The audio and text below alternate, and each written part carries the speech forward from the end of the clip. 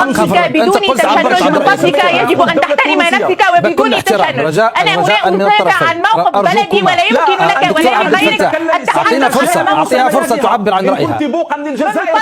يا دكتور عبد الفتاح نعود، هي تعبر عن رأيها، فسجل الملاحظات عندك رجاء حتى أن تستمع إلى الرأي المخالف.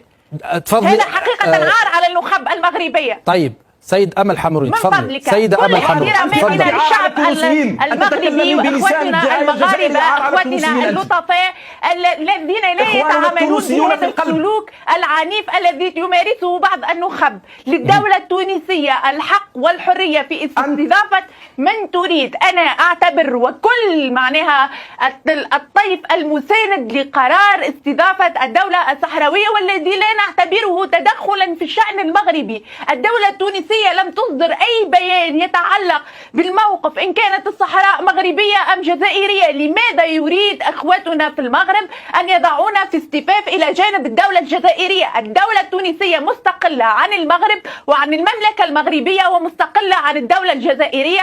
نحن دولة مستقلة، لنا كياننا ولنا رئيسنا ولنا سلطتنا ودستورنا، ولا يمكن لأحد أن يتدخل فيما كنا نستضيف من نريد داخل القمة. يا سيدي، بيان الخارجية التونسية كان وضح أن الموقف التونسي كدولة منظمة لا دولة توجه الدعوات احترمت الاتفاقية المتعلقة بين الاتحاد الإفريقي وبين الطرف الياباني، واستضاف الرئيس التونسي على حد سواء كل رؤساء الدول وممثلي الدول الذين تفضلوا وقدموا إلى أرضنا. لا يمكن أن نكون وكيل لدى المملكة المغربية إن كانت هناك خلافات بين المملكة المغربية وأي جهة معينة، لا يمكن لتونس. وأنا أتعجب من هذه الحدة وهذا التجيش وهذا العنف حتى على مواقع التواصل الاجتماعي وبث الفتنة بين الشعبين المغربي والتونسي، في حين أن ممالك المغرب مع كامل احتراماتنا لها كان واقفا جنبا إلى جنب في قمم، في عشرات القمم الفارطة إلى جنب ممثل الصحراء. هذا يعني في الحقيقة يدعو إلى الاستغراب. لماذا كل هذه الحدة؟